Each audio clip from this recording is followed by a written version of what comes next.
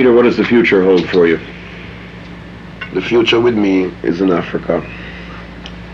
As we can't take the discrimination. See? And I remember where I came from, or where I'm coming from, I don't intend to go back there anymore, because I don't walk backwards. Forward ever, backward never. Don't look back. My song say, Mama, Africa, is just telling my mother Africa that I am coming home. See, I am sick and tired of being abused indefinitely, indirectly and directly, diplomatically, condemned, humiliated, brutalized, and the amount of plots on my life daily continual. But that don't put me in fear. I'm not going in exile, because they can't do me nothing. My father gash lightning and thunder, heart attack a guy. See?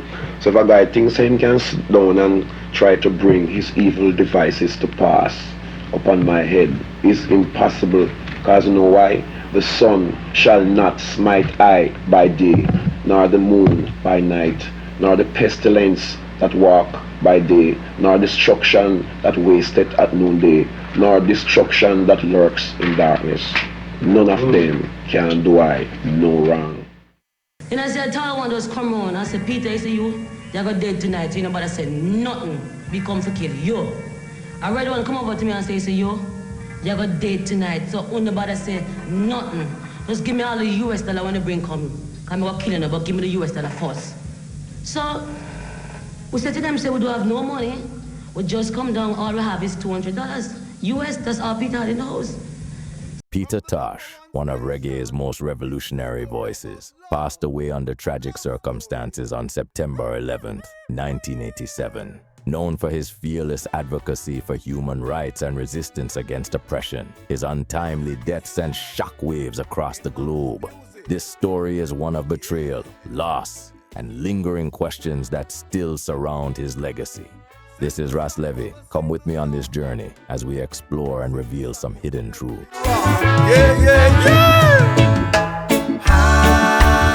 On the evening of his passing, Peter Tosh was at home with his common-law wife, Marlene Brown, and a few close friends.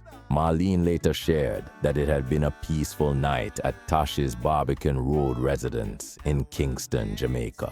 Around 7:30 p.m., as they relaxed in the living room, watching a satellite program, their evening was suddenly interrupted. 3 individuals entered the house uninvited, one of them being Dennis Leppo Lobban, a man Tosh had previously supported in his efforts to turn his life around. Lobban and the others issued commands for everyone to lie down, disrupting what had been a calm and peaceful gathering.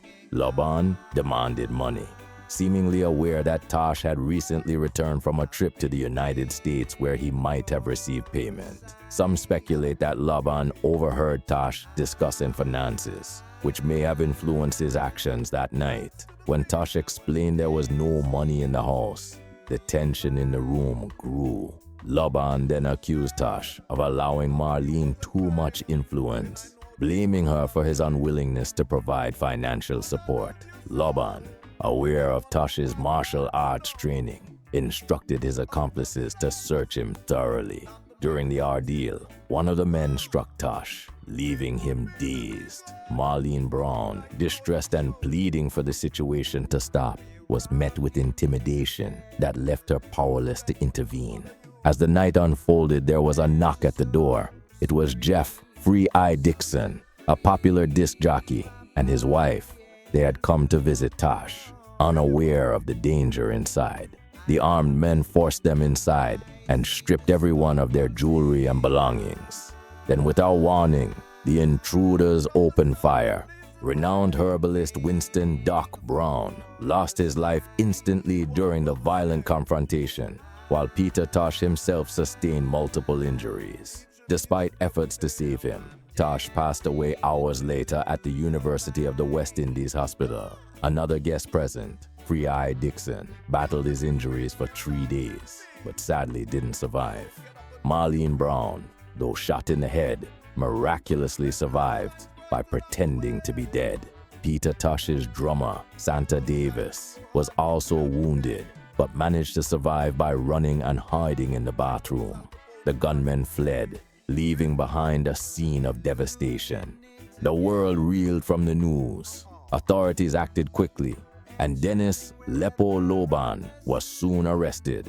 His capture was made possible by the confession of a taxi driver named Steve Russell, who had driven the assailants to and from Tosh's home that night. Russell claimed he had no idea of their intentions and cooperated fully with the police once he learned of the murders. Russell's testimony revealed key details about the crime. He claimed that he had been hired by Lobban to transport him and the two other men to Tosh's house, though he had no knowledge of their intentions. After waiting nearby, he heard the noises and saw the men running back to his taxi with firearms in hand. At Lobban's command, Russell drove them away from the scene, but police quickly picked up the trail. Russell eventually sought advice from Police Constable Leonard Austin, who advised him to keep quiet about his involvement. However, when confronted by detectives, Austin denied any such conversation, leading to Russell's arrest. The following morning, Russell learned about the murders and, in fear of the consequences, cooperated with the police. His cooperation helped lead to Lobban's capture.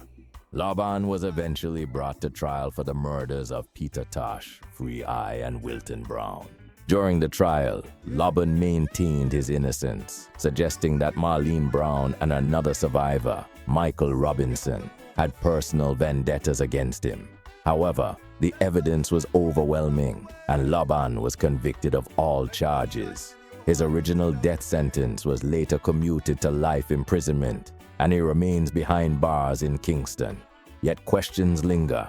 Lobban never revealed the identities of his two accomplices, and they were never brought to justice. Many speculate that Tosh's murder was more than a robbery gone wrong.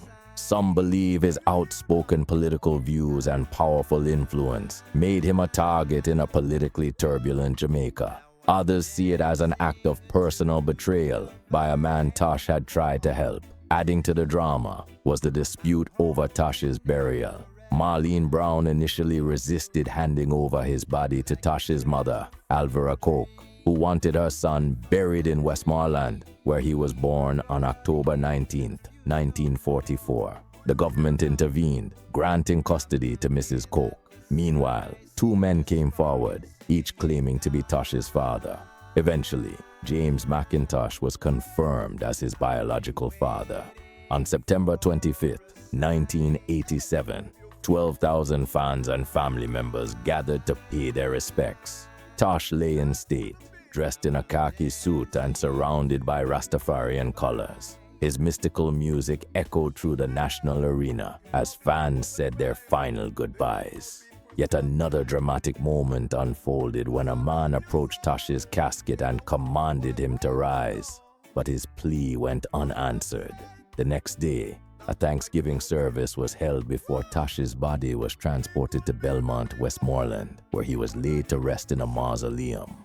Peter Tosh's legacy as a fearless advocate for justice and an extraordinary musician lives on. Though his life was cut short, his message of resistance and unity continues to inspire generations worldwide.